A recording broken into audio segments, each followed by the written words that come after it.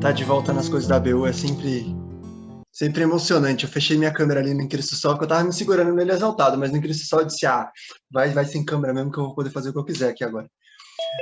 Que isso é uma daquelas músicas assim mais antigas que andar pra frente, mas essa e Marcharemos, toda vez que eu ouço, assim, me dá um pause na vida, assim.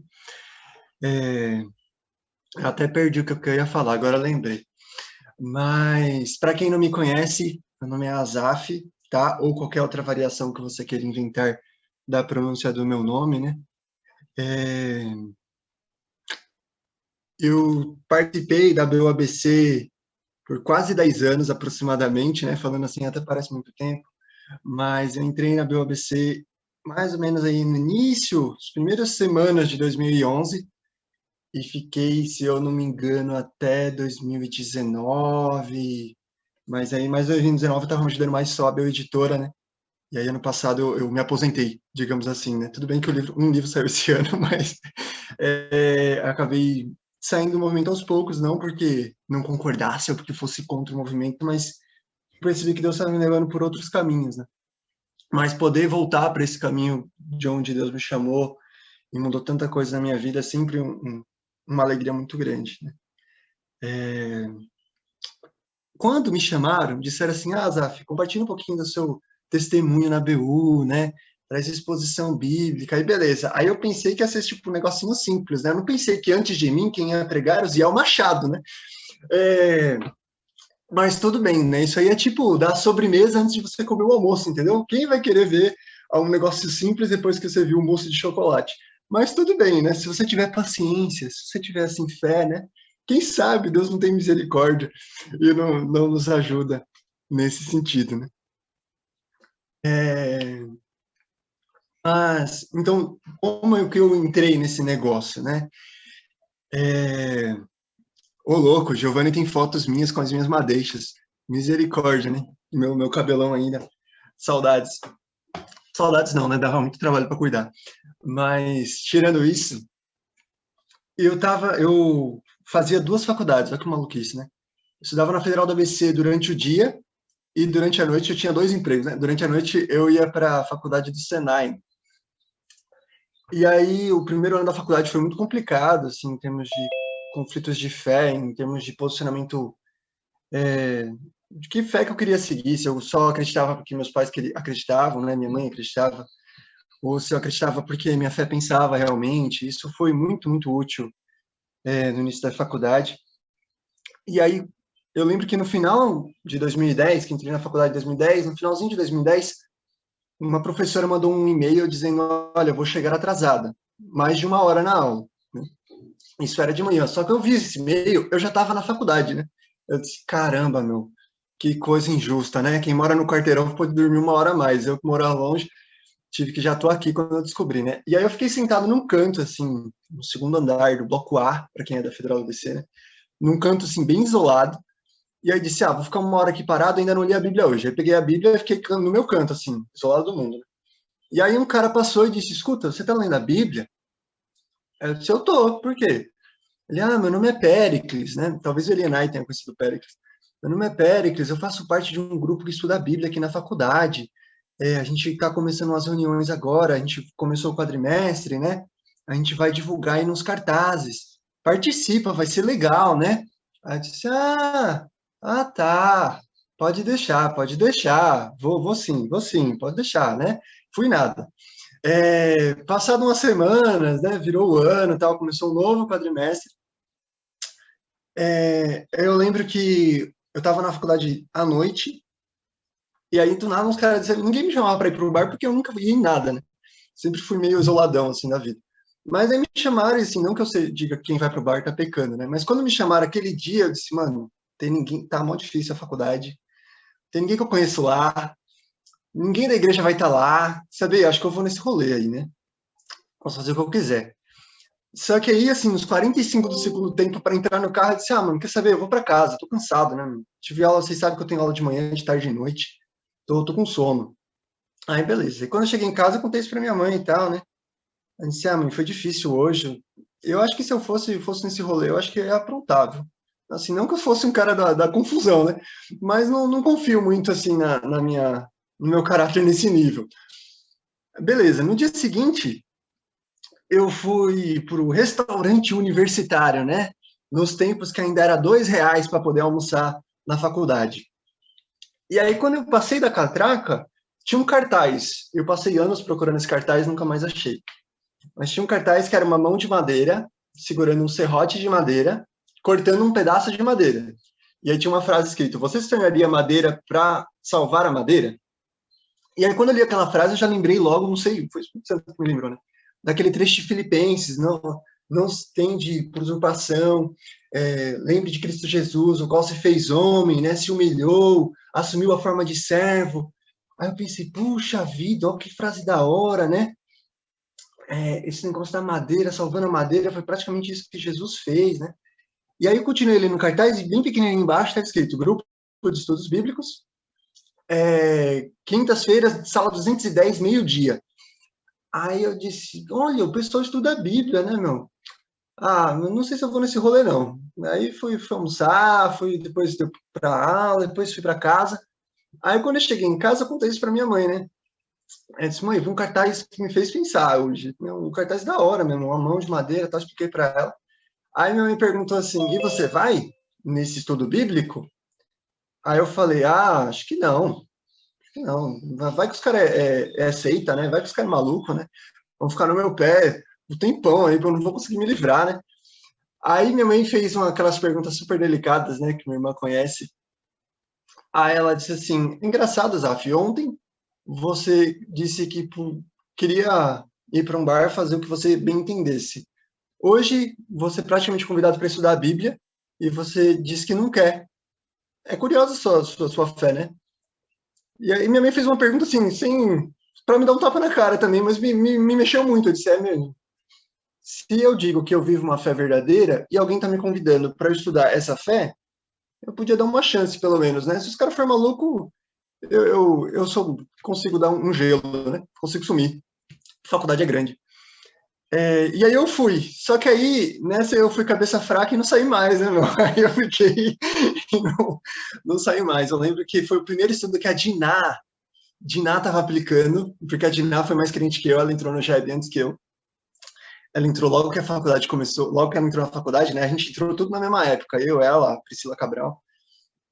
Mas ela entrou, e era o primeiro estudo dela, tava o Gênesis, tava o Rampan, tava a Érica, Gui Casanova, tava o Péricles, o cara que me falou para estudar a Bíblia e tal, tava lá também, e isso, assim, foi um negócio que mexeu muito comigo, assim, né? Poder estudar a Bíblia em grupo, ver pessoas que podiam. Porque às vezes eu pensava que esse negócio de estudar a Bíblia era meio mágico, né? Tipo, eu tava com uma inspiração aqui. Eu sei por conta da minha história pentecostal também. Ainda sou pentecostal, graças a Deus, mas às vezes parecia que era só pessoas muito santas que tinham certas revelações, né? E eu lia a Bíblia, mas eu não estudava a Bíblia, assim. Eu sabia as histórias de cor, mas não sabia, não conseguia relacionar alguns pontos, né? Eu não estudava a Bíblia da mesma forma que eu estudava física, química ou matemática, né? E aí eu percebi que existia uma alternativa para essa minha maneira como a minha fé estava se desenvolvendo e tudo mais. E o tempo foi passando e tudo mais, e nesse vai e vem, a gente era muito bagunçado. Acredito que talvez ainda hoje a gente seja, né? A galera seja ainda. Mas a gente era muito mais, assim, porque a gente não tinha coordenador, a gente não tinha nada, era uma verdadeira anarquia. Tinha dias da galera chegar no estudo e não saber quem ia aplicar, assim, porque a gente não tinha organização nenhuma, assim, era tudo grupo de e-mails, não existia ainda, o Orkut estava morrendo, nem todo mundo tinha Orkut, Facebook nem todo mundo tinha, assim, era uma confusão só. E aí alguém teve uma brilhante ideia, de dizer, meu, por que a gente não elege um coordenador para pelo menos fazer a escala de quem vai fazer cada estudo bíblico toda semana, né? Pelo menos se alguém tiver dúvida, pergunta para essa pessoa. Eu disse, na época eu era bichão, né? Eu disse, boa ideia mesmo, porque às vezes é um perrengue aqui mesmo. Quando acabava o quadrimestre, para definir o dia do segundo do quadrimestre seguinte, era uma loucura, né? Era tipo isso aí, Paulo. O espírito aplicando isso quando não era, sei lá, o fulano X e chegava no dia o fulano X não esqueceu, né? E aí a gente não tinha, tipo, nem plano B nem nada. Aí, beleza, vamos eleger. Só que como eu tinha aula, eu não consegui participar da reunião que o pessoal ia discutir se ia ter coordenador, se não ia e tal. Aí no dia seguinte eu fui almoçar com a galera, aí fui, ô Érica, você foi na reunião? Ela, foi mó legal, tal. Eu disse, e aí, vai ter coordenador? Vai, a gente elegeu o coordenador e a vice. A vice vai ser a Nicole, que era uma veterana que praticamente começou o GEB. Aí eu disse, Nick, que da hora, meu, quem vai ser o coordenador? Ela, você. Eu disse, mas eu nem me candidatei. Como assim? Com eu vou ser coordenador? Ela eu fui eu que te indiquei. Eu disse, por que você fez isso, Érica? Eu pensei que você era minha amiga. Por que você fez isso? Ela, não, vai ser bênção. Tava orando. Eu disse, não, tinha que ser alguém da leva nova. Acho que o Azaf vai dar conta. Eu disse, mas você é louca, Érica. Não vai dar conta, não vai dar conta. E esse negócio da minha teimosia demorou tipo uns 2 meses entre a eleição até eu dizer, tudo bem, eu aceito ser o coordenador. Assim. Tentei de tudo, foram várias intervenções da galera me pegando assim, tava virando o bloco, eu disse, Azaf, peraí. Ouvi dizer que você não quer ser o coordenador e tal. Por que você tá fazendo isso? Assim, mano, não dá certo, eu sou muito novo. Eu nem vou direito na igreja. Assim, eu vou na igreja porque que é um hábito, assim, mas eu não sou um cara fixo na igreja, envolvido em liderança de ministério, essas coisas, assim, não vai dar certo, é melhor você pegar alguém mais crente. Eu disse, não, meu, mas você leva a Bíblia a sério e tal, vamos aí. Eu disse, não, eu não gosto de viajar, vocês vão para evento toda hora aí, fica indo em tudo que é rolê, eu não gosto, eu não tenho dinheiro para isso. Eu sei que demorou muito, assim, demorou uns 2 meses, até um dia que acabou, eu não lembro se acabou a luz ou acabou o gás da Rio, e eu não tinha onde almoçar, né? E aí disseram, vamos almoçar lá na República da Lídia, né? Saudades da Lídia também, né? Outra veterana. Aí eu disse, beleza. E quando eu cheguei lá, não tinha só eu e mais 3 pessoas, tinha umas 15 pessoas lá, era tipo um conselho para dizer, Azaf, você vai virar o novo coordenador, você sai daqui hoje o coordenador do GEB. Aí eu saí dali coordenador do GEB, né? E aí não saí mais desse rolê, né? Depois do GEB, livre e espontânea pressão, isso aí, Léo. Zero vontade própria, zero voluntariado. E aí a gente passou por épocas muito, muito complicadas nesse tempo também, né? De todos os outros grupos no ABC fecharem, assim, porque a galera formou ou porque teve confusões, e os grupos fecharam, ficou só a gente na Federal em Santo André. Depois de um tempo, teve um rolo pesadíssimo entre 2 membros do GB, que namoravam, né, entre si, e aí o GB se dividiu, assim, o GB praticamente se dissolveu, porque uma galera ficou do lado da menina, outra galera ficou do lado do rapaz, e outra galera que era tipo eu, que era novato, que disse, mano, eu não tô entendendo o que tá acontecendo, eu não tô entendendo porque estão pedindo para expulsar alguém. Eu acho que é muito expulsar alguém assim, mas eu sei que desse rolo, assim, a diretoria do GB era o tesoureiro e o secretário, só, o resto dos cargos todos pediram para sair, por conta dessa briga. No GEB a gente não tinha praticamente, a gente tinha zero estrutura, né? Eu não tinha nem Facebook, pra galera falar comigo tinha que me ligar. Assim, o pessoal tinha campanha do Azaf faz um Facebook, tanto que quando eu criei o Facebook, o pessoal pensaram que era fake, que o Gênesis ou o Vitor tinham criado meu Facebook fake, só para poder dizer que eu tinha um Facebook agora. Mas meu Facebook não é fake, meu Facebook sempre foi original. Azaf Underline Oficial, né? E nessa época foi um tempo de muito aprendizado, assim, de sacrifício na missão, de dedicação na missão, de saber o que Deus esperava de nós, né? Eu fico imaginando agora nessa pandemia, fiquei lembrando dos tempos quando teve a greve dos 100 dias, né? Que a faculdade parou, e aí caras como o André, alguns mais velhos devem lembrar desse, o André da Érica, o André depois ele entrou na coordenação do GEB comigo, né? O André morava no Grajaú, não tinha Lilás na época, ele levava umas 3 horas e meia da casa dele até a faculdade, e durante a greve ele pegava 3 horas e meia de transporte, só para chegar na faculdade meio-dia, para fazer o estudo bíblico com a galera da pós, que não estava em greve, para acabando o estudo bíblico 1 hora, ele voltar para casa dele 3 horas e meia depois, sabe? Então, esse tipo de coisa mexia muito comigo, né? E aí o Senhor foi nos abençoando e foi guardando, né? Porque ele é o Senhor da missão, né? A gente fala muito esse clichê, né? Mas ele é o Senhor da missão, não é o nosso contato político, não é a nossa articulação, né? E durante esses quase 10 anos, Deus nos, nos transformou bastante, assim, né? Eu falo pela Gemima, eu falo pela minha esposa também, pela Jéssica, coisas que me tocaram muito e que eu não consigo devolver, né, pagar de volta isso que a ABU me deu, foi a questão do estudo da palavra, que eu já tinha comentado, essa questão de fazer estudo bíblico indutivo, fazer sério, sabe? Foi um negócio que, quando eu fiz a primeira vez a oficina de EBI, eu não parei mais, sabe? Todo ano eu estava lendo um livro, estava fazendo um estudo, assim, dica de amigo. Se você fez uma oficina de EBI há trocentos anos, você não lembra com quem, meu, deixa de ser orgulhoso e faz a oficina de novo, né? Hoje talvez tenha oficina de estudo bíblico, né? Que é um negócio assim que, aí, ó, a Ingrid está fazendo que tem. Então, ó, fica a dica, fica a propaganda. Não sei quem vai ser o oficineiro, mas fica a propaganda aí. Mas é um negócio que, assim, transformou a minha vida mesmo, assim, né? Tanto em tudo mesmo.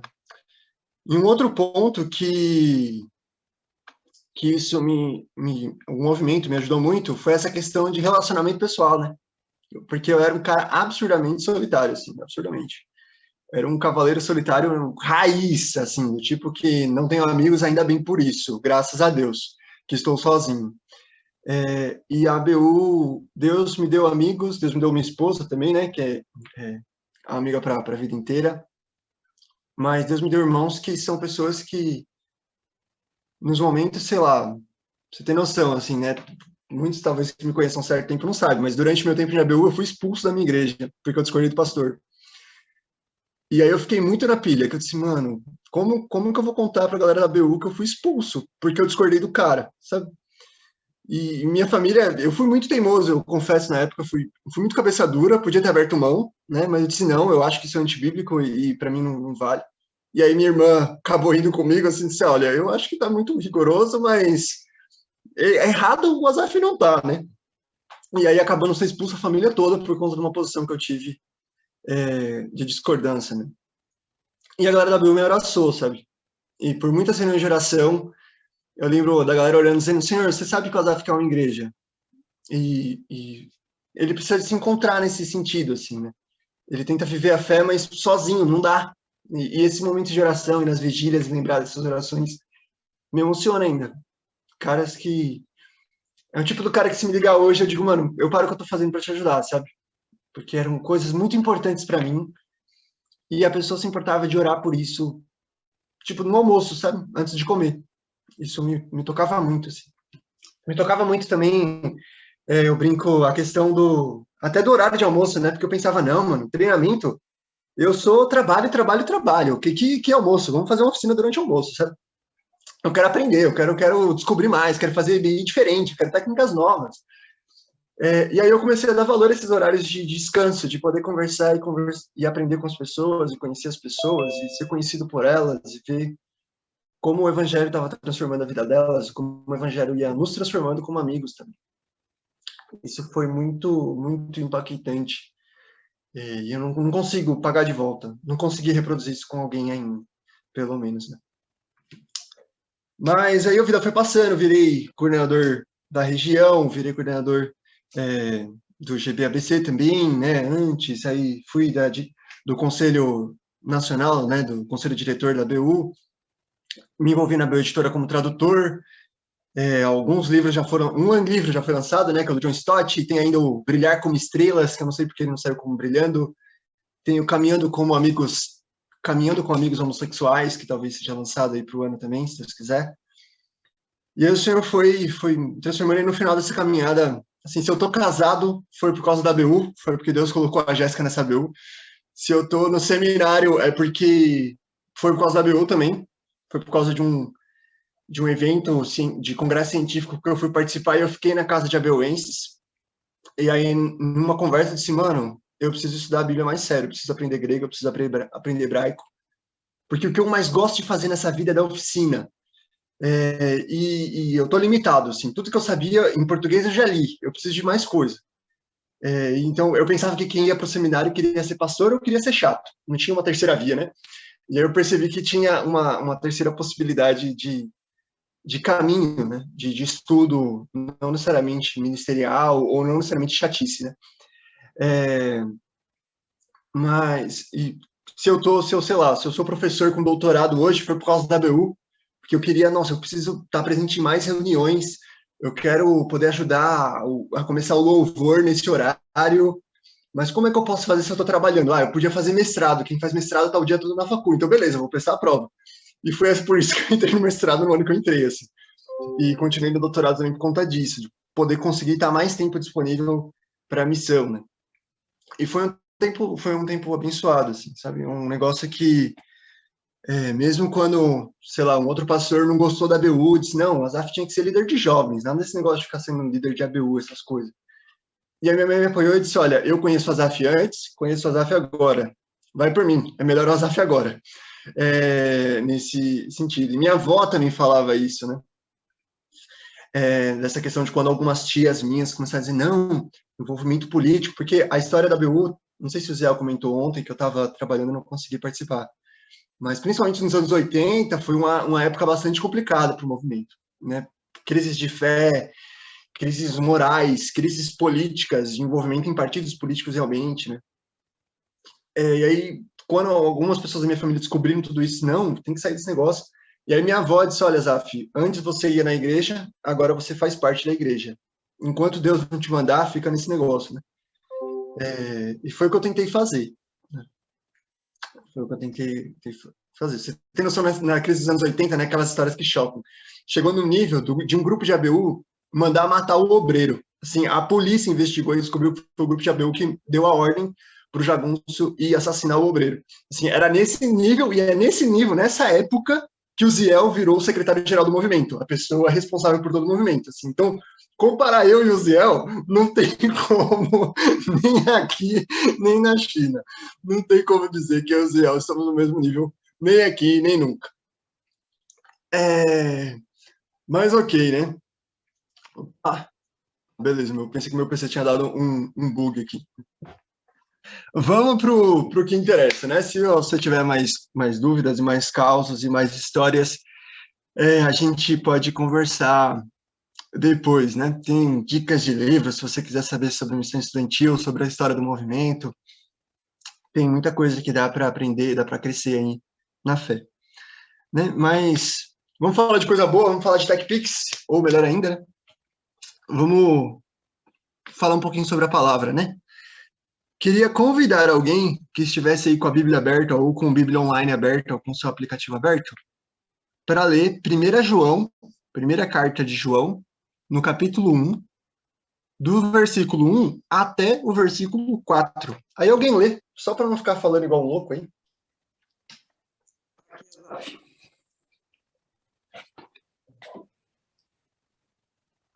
Primeira João, capítulo 1, 1 a 4. O que era, desde o princípio, o que ouvimos, o que vimos com os nossos olhos, o que contemplamos e as nossas mãos apalparam, isto proclamamos a respeito da palavra da vida. A vida se manifestou, nós a vimos e dela testemunhamos, e proclamamos a vocês a vida eterna, que estava com o Pai e nos foi manifestada. Nós lhes proclamamos o que vimos e ouvimos para que vocês também tenham comunhão conosco. Nossa comunhão é com o Pai e com seu Filho Jesus Cristo. Escrevemos estas coisas para que a nossa alegria seja completa. Obrigado, Rágio. Que o Senhor nos ajude nesse momento. Eu gosto muito desse trecho, né? E quando falaram que o tema é abundante, né? Foi o primeiro texto que eu me lembrei dele. Eu vou explicar por quê, né? Ao longo desse momento agora. Mas o início de um texto bíblico, às vezes a gente fica com sono, né? Diz, vou lá para as partes importantes. Se o livro tem 4 capítulos, eu vou lá para o 2, para o 3. Romanos. Nada de ir para Romanos 1. Eu vou Romanos 1, versículos 1, 2, 3. Não, eu vou lá para Romanos 8, Romanos 12, né? Vou lá para a substância, realmente. Mas o início de um livro é super importante, de um livro bíblico, né? Por quê? Se a gente for pensar, assim, né? Esse negócio de livro, ter capa, ter título, ter sumário, né? Ter um índice, é um negócio moderno, né? A gente está falando aí de 1500 e pouco, né? Com a Bíblia de Gutenberg e tudo mais. Né? Antigamente os livros eram o bom e velho rolo, né? Então, se eu quisesse saber, imagina se eu estou lendo Isaías, tem 60 e poucos capítulos. Aí eu peguei um rolo. Como é que eu vou saber que livro é aquele, do que o livro trata? Não tem um sumário, não tem uma lombada, não tem um título, não tem um negócio para eu ver os capítulos ali, tipo, o título do capítulo. Eu vou descobrir mais ou menos quem escreveu, quando, por quê, lendo o início, né? O prólogo, a introdução. Se eu entender o início, eu entendo aí, o Rádio comentou, né? Não tem resumo, não tem sinopse, né? Não tem trailer do filme no livro bíblico. Obrigado, Rádio. Então, o início do livro é que vai ditar para mim essa questão de como é que o bonde vai andar, né? Como é que é essa questão de o que esse livro quer falar, o que esse autor queria dizer, o que esse cara queria expressar, quais eram as preocupações dessa pessoa, né? E 1 João, se você nunca leu 1 João, espero que hoje seja dia de arrependimento, você tome vergonha na cara. E é um livro curtinho, deve ter, assim, se fosse num livro uma página normal, deve ter umas 2 folhas no máximo, assim, né? É uma carta mesmo, é um negócio simples. Mas 1 João sempre foi um livro que eu recorri nesses momentos assim de dificuldade e de lembrança, principalmente essa questão da juventude, né? Ele fala muitas vezes, jovens, vocês são fortes, jovens, vocês venceram o maligno, jovens, eu estou escrevendo para vocês.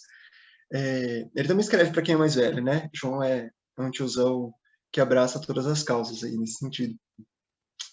Mas o início do livro é muito importante nesse sentido, né? E essa passagem é justamente o início desse livro. Então, se você nunca leu 1 João, fica o meu convite, fica a minha sugestão aí para você, mais tarde, no recanto do seu lar, ler o livro completo depois, né?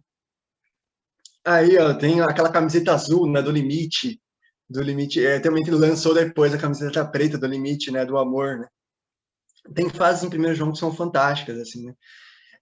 E o início não é diferente, né? Se você lembrar bem, ó, se você fechou a sua Bíblia, deixa ela aberta aí, talvez a gente vai precisar dela, né? Talvez não, com certeza. Lá em 1 João 1, ele começa falando um negócio assim, o que era desde o princípio, certo? E aí, se você já fez a oficina de estudo bíblico, ou se você ainda está na vida louca que você ainda não fez, mas hoje você pode fazer, né? A primeira pergunta que a gente faz quando a gente, depois do joelho, né? QBI é joia, joelho, observação, interpretação, aplicação. Depois que você orou, né? Se você quiser orar, né? Se você não quiser orar também por conta própria, né? Mas a observação, o que o texto está dizendo, certo? Então, o que? O negócio já começa, o João já começa de uma maneira bastante meio poética, né? Mas bastante indefinida, né? Quem raios é que estava desde o princípio? Se a gente for continuar lendo, a gente vai ver que era a tal da palavra da vida, né? Porque ele fala, isto nós estamos proclamando a respeito da palavra da vida. Então, a palavra da vida estava desde o princípio, né? E essa palavra da vida, quem é, né? A gente está falando, João está falando de Jesus, certo? Da função de Jesus, da existência de Jesus. Essa expressão palavra da vida, por mais que hoje seja um negócio até que é título de escola teológica, de título de um monte de coisa, né? É uma palavra muito forte no Novo Testamento, né?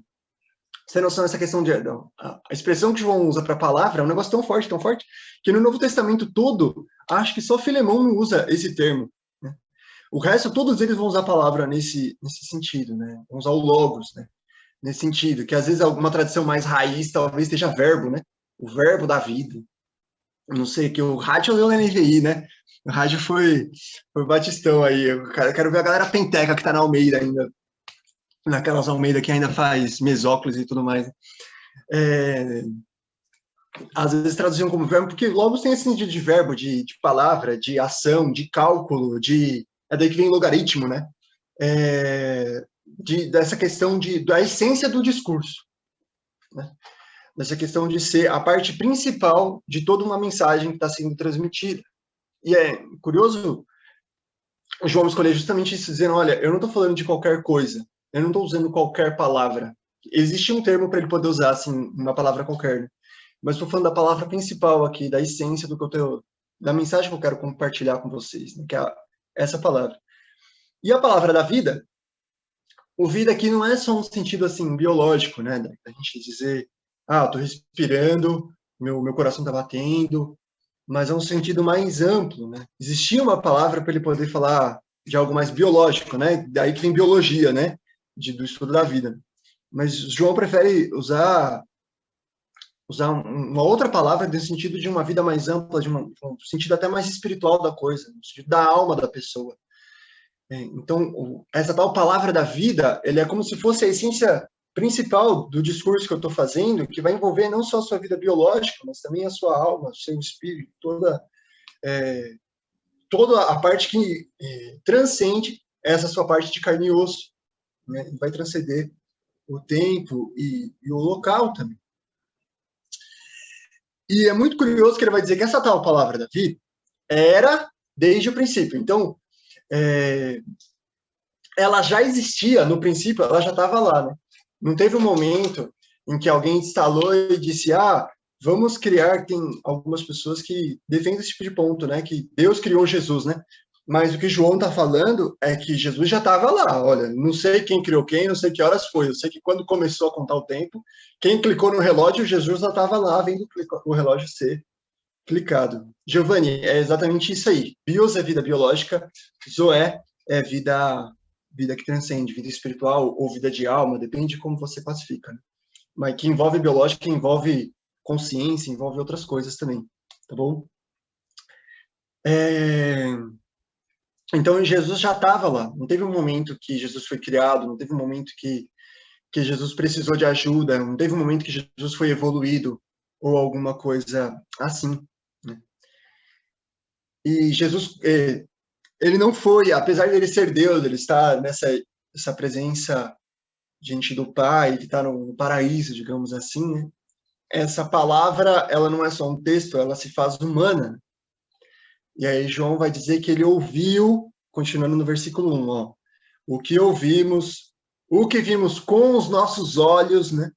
O que contemplamos, as nossas mãos tocaram. Assim, não foi um negócio longe, distante, não foi um Deus que eu nunca vi. Assim, eu tive, João está dizendo, eu tive experiência, assim, foi carne e osso, sabe? Eu vi ao vivo e a cores, não foi um episódio da Netflix, não foi um vídeo no YouTube que eu assisti, sabe? Eu estava lá.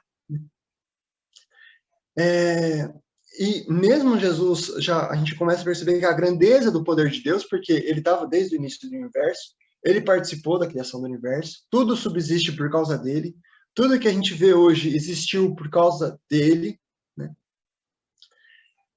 Tudo, não estou dizendo que, sei lá, uma cadeira foi Jesus que fez a cadeira, assim, haja cadeira e agiu, houve, né? Mas no sentido que, se existe uma cadeira hoje, é porque foi um momento Jesus criou, Jesus deu a criatividade, Jesus foi quem fez tudo isso para que existisse, né? E é muito curioso, não sei se você já percebeu nesse jogo de palavras aí, né? Que ele está falando da palavra, certo? E ele fala que ele ouviu e viu a palavra, né? São as duas formas que dá para você se relacionar com o texto, né? Ou você ouve o texto, ou você lê o texto. Não tem uma terceira maneira, né? E aí é muito curioso esse jogo de palavras assim que João faz, né? Eu ouvi e vi a palavra. Só que esse ouvir e ver, né? Não foi só, por exemplo, você está me ouvindo agora, pode ser que, obrigado, Davi, obrigado, desculpa, fui, você tem completa razão. Daria para sentir o texto também. Apesar de que, no sentido no tato, é uma forma de leitura, né? Também. Mas obrigado, você tem completa razão.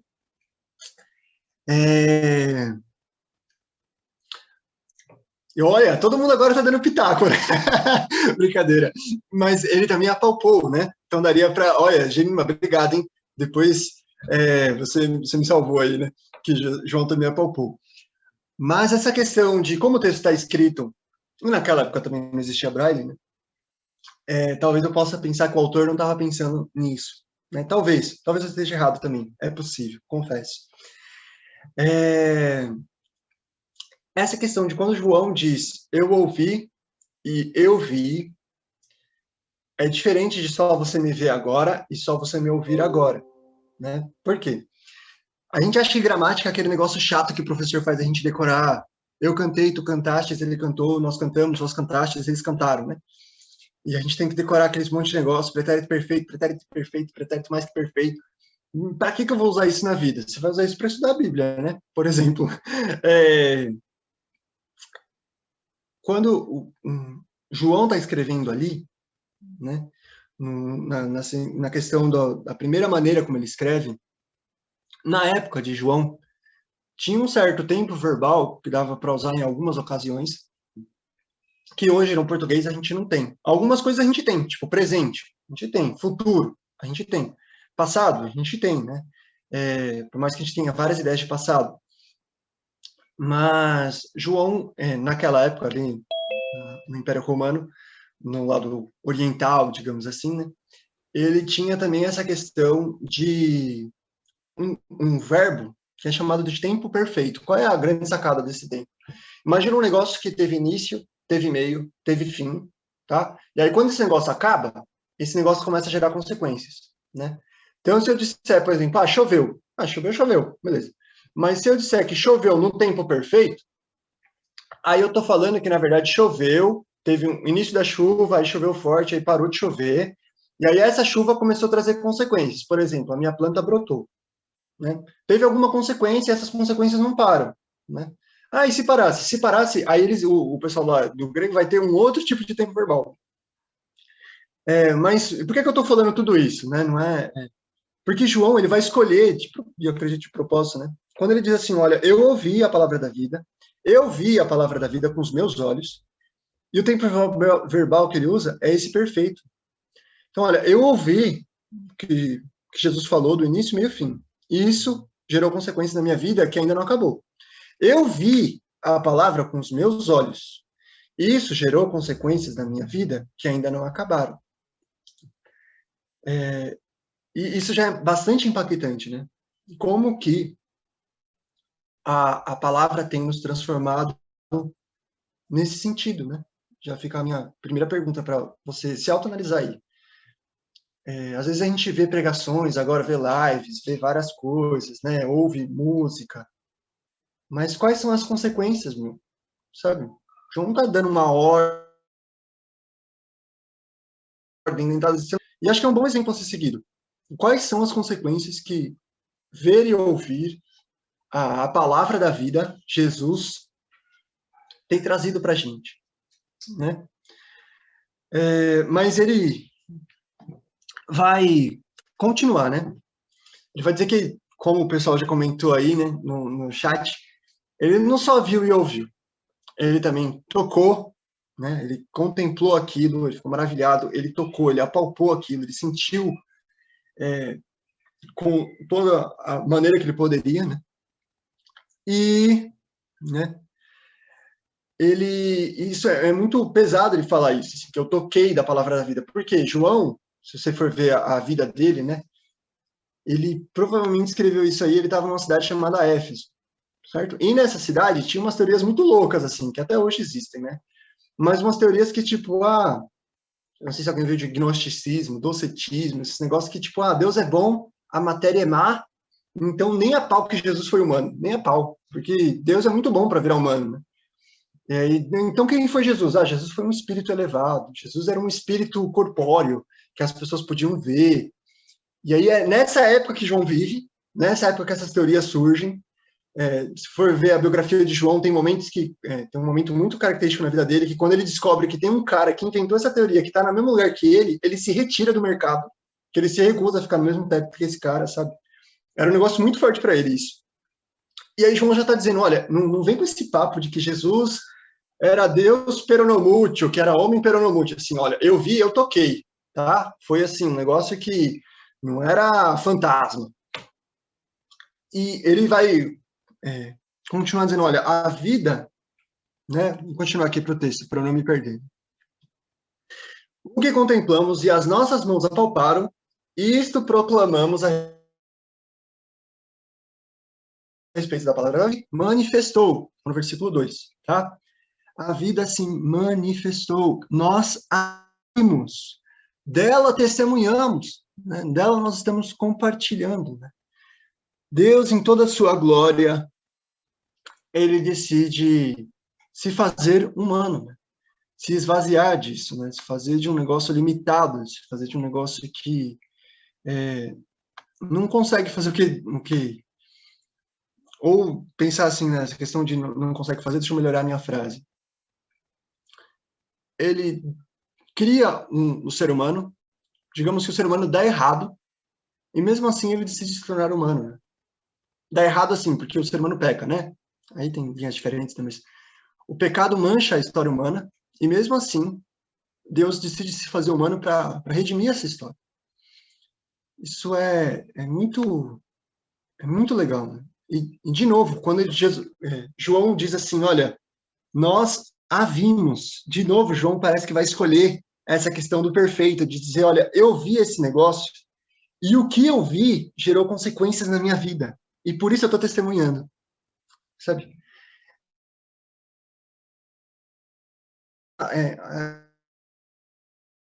Né? Parece que o que eu vi, por mais que, por exemplo, Jesus morreu aí por volta dos anos 30, 30 e poucos, né? Depois de Cristo. João está escrevendo isso aqui já é um tiozinho, já é um senhor, tá? Já tem seus 60, 70 anos de idade. Tá dizendo, olha, eu vi o negócio faz mais de 40 anos, mano, mas o que eu vi me faz testemunhar ainda hoje. É um negócio que eu pratico, é um negócio que faz parte dos meus hábitos. Testemunhar do que eu vi e do que eu ouvi, né? E ele vai continuar no versículo 2, ó. Dela testemunhamos, nós proclamamos a vocês, que estão lendo, a vida eterna, né? Que estava com o Pai e nos foi manifestada. Ele vai, parece que, repetir o mesmo argumento que ele deu faz 2 linhas, né? Ó, ele começa a falar, ela estava com o Pai, a palavra da vida, né? Estava com o Pai, Jesus estava com o Pai. Se for ver, lá no início ele disse que era desde o princípio. Houve uma interação entre Deus e eu, entre Deus e mim, né? Eu vi, eu ouvi, eu toquei, eu contemplei. De novo ele está falando isso. A vida nos foi manifestada, só que estou lendo outras palavras, né? E como consequência disso, dessa interação, eu compartilho dessa palavra. Eu compartilho daquilo que eu vi e daquilo que me transformou. Né? Daquilo que eu ouvi e me transformou. Daquilo que eu contemplei. E isso é muito sério, né, meu? Porque parece que João está dizendo que para você compartilhar do evangelho, não adianta você só conhecer o evangelho, né? Você tem que ser transformado por ele. Não existe espaço na fé para um evangelho teórico. E talvez isso é que na ABU me tocou tanto, né? Que eu era muito bom de teoria, muito bom de saber versículo, muito bom de saber relacionar coisas. Não é o que você sabe. Não adianta nada você saber o Salmo 23 de cor se aquilo não te transforma. É até perigoso isso. Você pode começar a usar os versículos a seu bel prazer, né? E aí isso gera algumas perguntas, né? Se você quiser escrever aí essas perguntas. Primeira pergunta. Quais são as mudanças que Jesus fez na sua vida ontem, por exemplo? Ou, se ficar difícil, né? Quando você conheceu Jesus, né? Ah, mas Azaf, eu cresci na igreja. Beleza. Então, qual foi o momento que você leu um texto bíblico que aquilo começou a fazer sentido? Ah, mas eu não lembro um dia exato. Então, qual foi a última vez que isso aconteceu? Qual foram as mudanças, sabe? Eu não estou pedindo que você faça uma coisa, eu estou pedindo para você se autoanalisar, sabe? Porque João está dizendo que interagir com Deus transformou a vida dele até hoje, tipo, por anos, por décadas, né? Tem um livro muito, muito da hora, que graças a Deus vai ser lançado pela Boa Editora, O Brilhar como Estrelas, que o cara ali fala assim que você quer saber os resultados da sua missão estudantil? Não é agora, não é o ano que vem. É daqui 15 anos, daqui 20 anos. Quando a galera que foi estudante com você já tiver se formado, já estiver trabalhando, já tiver na vida normal, quais são os frutos dessa galera depois de 20 anos? Essa galera está firme na fé? Aí você pode dizer que a sua missão estudantil durante a faculdade, durante a escola, fez sentido. Se essa galera, todo mundo se desviou, aquilo era oba-oba, não era evangelho de verdade. Profundo isso, né? É muito, muito maluco isso. O Rádio comentando aí da questão do Ziel falando de um caso de 30 anos, né? Essa questão de ter esperar o tempo, né? O tempo é que prova os resultados do evangelho, não é o tamanho do seu grupo. não é o tamanho do grupo do WhatsApp, não é o tamanho da lista de transmissão, não é o tamanho de pessoas que frequentam uma reunião.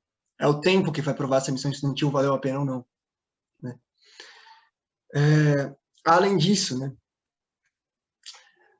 não precisam ser mudanças drásticas, né? Dizer, nossa, eu fazia um negócio, agora não faço. Assim, pode ser um negócio simples, né? Que mudança o evangelho tem promovido na sua. Alguém lê para mim aí, por favor, o versículo 3. 1 João 1, versículo 3.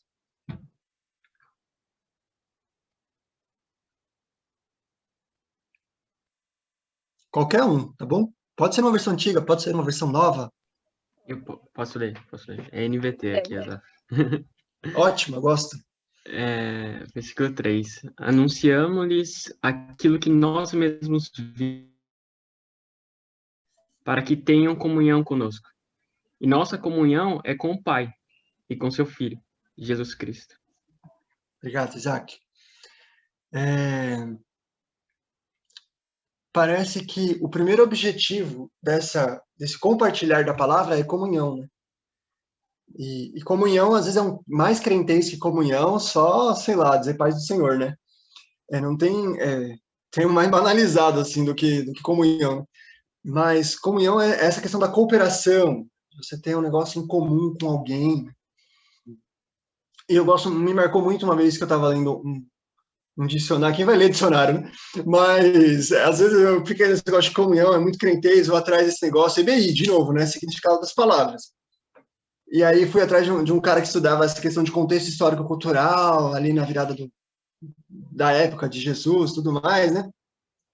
E aí o cidadão falou assim, olha, quando alguém dizia eu tenho comunhão, por exemplo, o Isaac tem comunhão com a Ingrid, né? O que ele estava dizendo basicamente é que se ele chegasse num banco e dissesse, olha, eu tenho comunhão com a Ingrid, num banco naquela época, o cara ia dizer, beleza, então eu posso criar uma conta que os dois têm acesso, que os dois podem comprar, que os dois podem vender, e um não precisa prestar conta para o outro. Tipo, ele tem intimidade em nível financeiro, assim, que eles não precisam se preocupar, né? E isso é um negócio, para mim, fez muito sentido para os dias de hoje, né? Não que a gente tenha que ter conta corrente conjunta com todo mundo por aí, né? Mas no sentido de que é uma via de mão dupla, que você não precisa me pedir autorização e eu não preciso pedir autorização para você, né? Aquele negócio, me dá dinheiro, mas não me dá intimidade, né? Comunhão vai intimidade. O dinheiro é consequência, né? Nesse sentido. E ele vai continuar, né? Que o meu tempo está correndo, né? Ele vai falar que essa comunhão não é só com o velhinho, já caquético, João, que ficava repetindo as mesmas histórias toda hora. A comunhão, parece que é uma comunhão de várias vertentes, né? Mas quando João está escrevendo a nossa comunhão, é com o Pai e com o Filho, Jesus Cristo. Só faltou ele falar do Espírito Santo, né? Mas a gente acredita que o texto foi revelado, então o Espírito Santo está aí também. Então, essa comunhão envolvia tanto João e quem estava lendo, né? Dessa via horizontal, digamos assim, né? Eu e vocês, você e a galera do seu grupo de ABU, né? Você e a galera do GB, você e a galera da região, você e a galera da ABUB como um todo. Mas a comunhão também tem que existir na questão da verticalização também, né? A comunhão como grupo com o Senhor, né? Não tem como, não, nós somos muito amigos. A gente não fala da Bíblia, mas a gente é muito amigo. Assim, eu sempre questionei isso. Vocês são dois amigos cristãos, vocês não falam da Bíblia hora nenhuma, e vocês não falam sobre a fé, e você se compartilhar da fé para você é sinônimo de somente isso, né? Eu questionaria o que é a sua fé, tá? Desculpa essa maneira, porque eu não falei isso ainda, né? Vou abrir um parênteses. João está escrevendo esse livro para crentes. Ele não falou isso, mas lá no versículo 5 ele vai dizer, eu estou escrevendo para vocês que creem. E parece que João está falando que faz parte da vida dele compartilhar da fé, compartilhar do que Jesus fez, inclusive para quem crê. E não usar a sua transformação como uma ferramenta evangelística para poder convencer e fazer o cara chorar e aceitar Jesus. Nesse sentido, né? Então, a comunhão é entre irmãos, né? Não tem esse negócio de sou eu e Deus e o resto acabou. Isso, para mim, foi um negócio muito, muito caro de abrir mão. De aprender que tem que ser eu e mais alguém com Cristo, né? Não existe espaço para cavaleiros solitários no Evangelho. mas somos um grupo, uma igreja, né, uma comunidade, por mais que aqui na BU nós não sejamos igreja, mas somos uma comunidade de estudantes cristãos que caminham junto com o seu Senhor, com o seu Deus, com Jesus Cristo. Compartilha para ter comunhão. Por que a gente tem comunhão? Versículo 4. Né? Escrevemos essas coisas para que a nossa alegria seja completa, nossa alegria seja abundante. Eu precisava usar abundante em algum momento hoje. Parece que a alegria é uma consequência da comunhão, né? E esperança é um negócio meio raro até, né? E a gente divulgar essa questão de viver, na verdade, não divulgar, né? Mas viver a alegria é um negócio que é bonito de falar, mas, assim, complicado de conseguir pôr na prática. E quando João vai dizer que, olha, a alegria seja completa, João vai usar um recurso que Jesus várias vezes usava, né? Quando Jesus disse, olha, eu venho para lhes dar vida e vida em abundância. Esse negócio eu vim para cumprir a lei, eu não vim para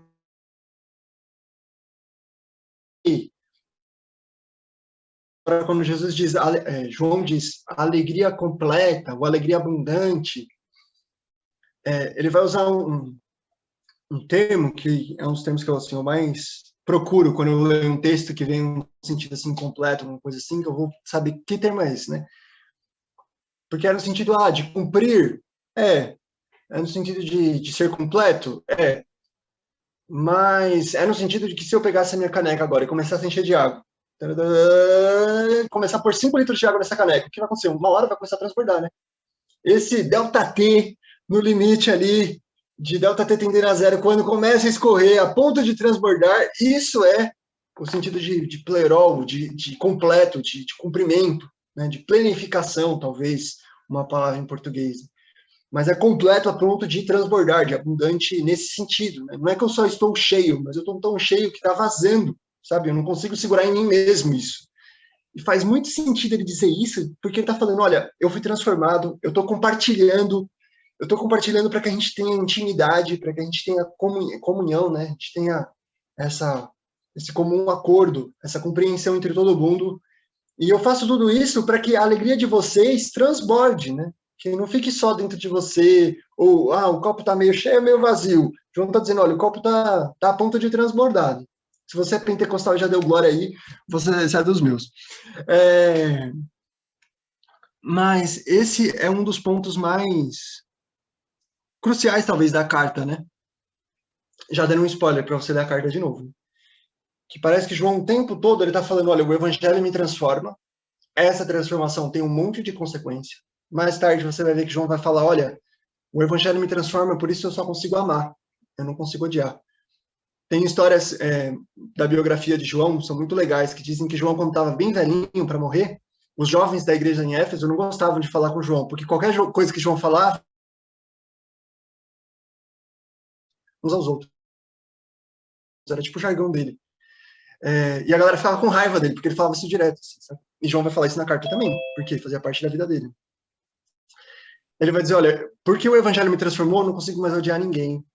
Porque o evangelho me transformou, eu quero compartilhar o que eu aprendi com você. Porque o evangelho me transformou, jovem, é assim que você podia viver. Porque o evangelho me transformou, velhos, é assim que vocês deviam viver. Porque o evangelho me transformou, essa é a alegria que nós cremos. Esse é o Deus que nós cremos. Assim, sabe? E ele vai deixar isso muito, muito claro várias vezes, ele vai desenvolvendo os argumentos aí ao longo da carta, fica a dica para você ler. Mas se fosse para lembrar de alguma coisa, né? Se fosse fazer um resumo no final do seu IBI, né? Essa questão de que o evangelho, conhecer o evangelho exige transformação, que é uma transformação contínua. Não pode ser um negócio que, no início da faculdade eu era muito crente, no início do ensino médio eu era muito crente. Não é isso que João está falando. João está falando que eu sou velhinho e o que eu vi, o que eu ouvi, o que eu toquei, o que eu contemplei, o que eu apalpei, o que foi manifestado aos meus olhos, isso ainda me transforma. Isso ainda gera consequências em mim. E é dessas consequências que eu estou falando, né? Às vezes a gente fica meio bugado, até na questão do evangelizar, né? Por onde eu começo?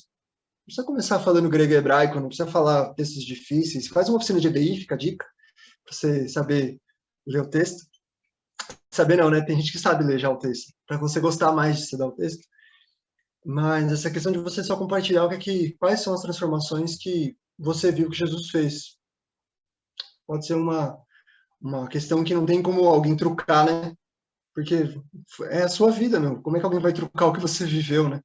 Nesse sentido de transformações internas que você viveu, né? Eu nunca gostei muito desses jargões evangelísticos que eu pego uma história que o Piper contou, nossa, pô, o Washer usou esse exemplo, eu vou usar toda vez para evangelizar. Nunca gostei muito disso, assim, sabe? Já teve maneiras de compartilhar o evangelho na faculdade e no final a pessoa dizer, legal, não gosto, entendi o que você crê, mas tchau. Beleza, eu não era barganha. Não estava compartilhando o evangelho para só aumentar o número de gente que vai no GEB.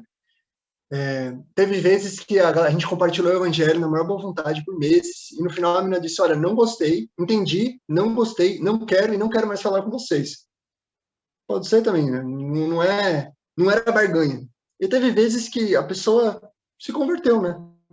Ah, foi mérito nosso. Não, foi o compartilhar dessa palavra da vida, que tocou no momento a palavra da vida decide se revelar aos outros também. Fica a dica para você pensar mais tarde, né? Para quando você estiver de boa no chuveiro, você começar a perder o sono. Pensando nessa semana, não precisa ir muito longe, não, né? Como que o seu caráter foi transformado pelo que você conhece de Jesus? Tá? Isso é uma pergunta, parece meio simples, né, meu? Mas se você for responder isso honesto, tô falando para responder honesto, assim, não precisa mostrar para ninguém ainda, né? Sendo bastante sincero, como que o que você conhece de Jesus transforma o seu caráter? Porque o evangelho nada mais é do que uma transformação de caráter. Se o seu caráter é igual, você está perdendo tempo. Se ler a Bíblia não muda o seu caráter, não adianta você só saber textos decorados, saber se posicionar durante o EBI, ter um bom envolvimento político, ser simpático, ter dons. É uma questão de caráter. Nosso caráter tem que ficar mais parecido com o de Jesus. E se o nosso caráter parou no tempo, a gente precisa rever o que a gente fez depois desse tempo, né? E por que eu falei que ainda não, né? Depois, aí é o desafio diferente, né? Que eu disse que comunhão, aquele negócio dá dinheiro, mas não dá intimidade, né? Que comunhão vai no sentido contrário. Talvez para alguns seja fácil, para outros seja mais difícil, né? Mas depois que você respondeu essa pergunta, escolhe alguém para compartilhar isso, né? Para poder mostrar, olha, meu caráter era zoado nessa área, e às vezes meu caráter já foi transformado, ou pelo menos eu percebi, né? Às vezes eu ainda não, a mudança não acabou, mas pelo menos a mudança está no meio do caminho, sabe? Quem sabe essa pessoa não pode orar com você, quem sabe essa pessoa não pode te ajudar nessa caminhada, né? Porque o evangelho é caminhada, né? Não é corrida. É questão de todo mundo caminhar junto para poder chegar uma hora no alvo. Queria orar com vocês diante disso tudo, né? Senhor, nós te agradecemos porque a vida nos foi manifestada. Agradecemos porque antes a gente estava morto e hoje, por causa do Evangelho, a gente está vivo. O Senhor nos transportou das trevas para a luz. O Senhor nos tocou, Senhor. Todo mundo que está aqui, alguns cresceram na igreja, outros conheceram o Evangelho na faculdade, outros só estão de curiosos, né? Mas se estamos aqui é porque o Senhor tem se manifestado a nós. E nós pedimos que essa manifestação transforme o nosso caráter e transforme a nossa comunhão. Te pedimos e te agradecemos por essa oportunidade, em nome de Jesus. Amém. Gente, era isso. Fiz várias propagandas da oficina de EBI, espero que tenha conseguido. Se você estava na dúvida, espero que a oficina do Davi bombe. Mas tem muitas oficinas legais aí, tem oficina de liderança também, antes que a Janine me mande mensagem dizendo, você nem falou da minha oficina. Tem várias oficinas legais, né? A oficina do Paulo e do Luca, a Luana está comentando aí também, depois, daqui a pouco vai começar, né, os momentos de oficinas. Gente, foi um prazer estar com vocês. Qualquer dúvida, A galera aí tem meu contato, tem meu Facebook, eu não olho muito Facebook, mas eu olho, uma hora eu olho. Dá pra gente conversar, beleza? Ah, eu pensei que a oficina era do Davi, desculpa aí, fiz o merchan errado, é do Paulo e do Luca, beleza? Gente, brigadão por vocês terem me aguentado até agora, né? Eu que não sou nenhum Ziel Machado, mas foi um prazer. Eu vou tentar falar depois de tudo isso, mas... Nossa, eu não vou conseguir real. Eu só queria, tipo, agradecer real você ter vindo aqui compartilhar da sua experiência e da sua vivência. Eu acho que, tipo, muita gente aqui já sabe que você tocou muito minha vida ao longo da caminhada de ABU, assim, e não existe uma vez que eu não tenha ouvido você, que não tenha me marcado e que eu não consiga lembrar exatamente tudo que você compartilhou. Então, obrigada de coração, assim, glória a Deus demais pela sua vida. E, enfim, quem tiver qualquer dúvida e quiser... Eu ia falar exatamente isso. O Isaac falou... Quem tiver que perguntar algo pro Isaac, ou pro Azaf, é que ele tá do meu lado, pro Azaf, a gente dá uns 5 minutinhos se vocês quiserem comentar alguma coisa aqui sobre a exposição dele, perguntar alguma coisa, tirar alguma dúvida. Mas a primeira que eu queria perguntar é exatamente essa. Quando que sai esse feat, Azaf e Gabriel Veloso, que a gente não aguenta mais? A gente precisa desse feat.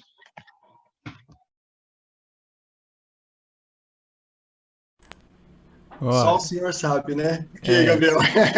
Só o senhor sabe. A disposição está aqui, ó, com certeza. Ô, louco! Agora eu fui intimado. Agora não tem pra onde correr. Não, mas, ó, Gabriel, agora eu conheci o Gabriel, né? Pude ver o Gabriel e o Gabriel pode me ver, né? Vamos ver. Tem uns meses que eu fiquei parado de escrever um pouco. De ficar enrolado nesse negócio. Na BU foi umas coisas que me transformou também, né? Eu escrevia quando era adolescente e parei de escrever. Mas...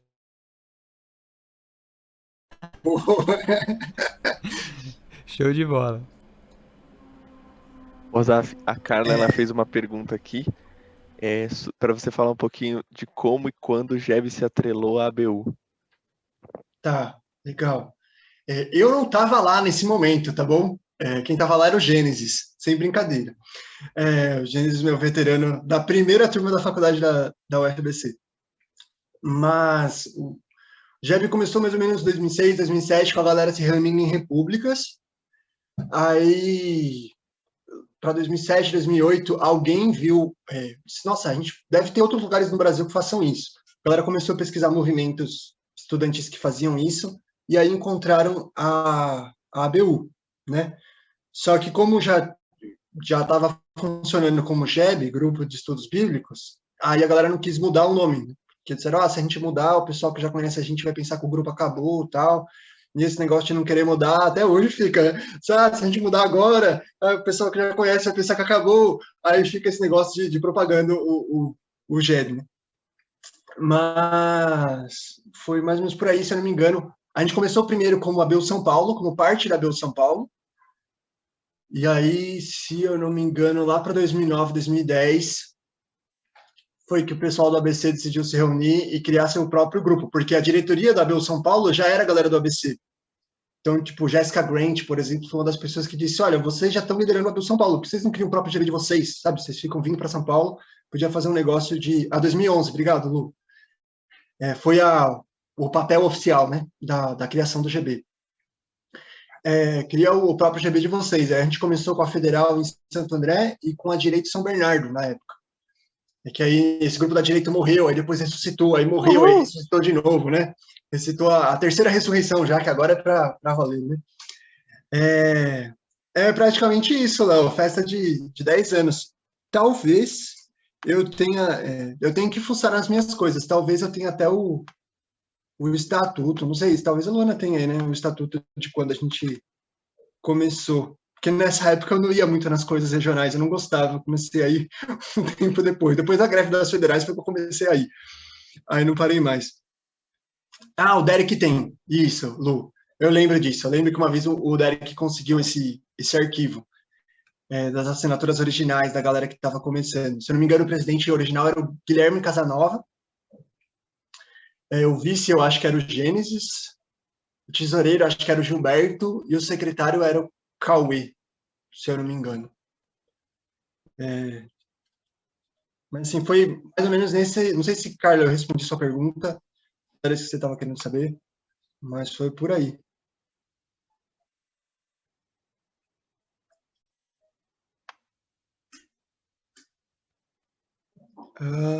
Eita, nós, cadê? Me perdi no chat aqui. Imagina eu dando aula, direto me perco no chat. Muita militância para mudar, e o Davi do time da militância, talvez, quem sabe, né? Para mudar a JEB, o FABC para a ABU, FABC, né? Giovanni compartilha um relato, a primeira oficina da ABU foi comigo, olha só, no TL de 2016, na primeira igreja presbiteriana de Santo André, independente lá. Legal, meu. Olha só. Tô ficando velho, né?